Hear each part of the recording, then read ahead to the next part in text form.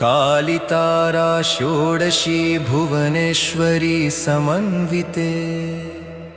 छिन्नाभैरवि धूमावती बगला मातृका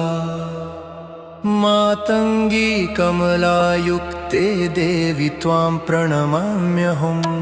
नमोस्तुते महाकाली कालकालप्रदेनी नमोस्तुते श्मशानस्था भयनाशिनी योगिनी नमोस्तुते खड्गहस्ता मुण्डमाला विभूषिते नमोस्तुते महामाये ब्रह्मांड विदारिणी नमोस्तुते महातारि भवसागर तारिणी नमोस्तुते नील सरस्वती महामोक्षकारिणी नमोस्तुते शब्द बीज स्वरूपिणी वरानने।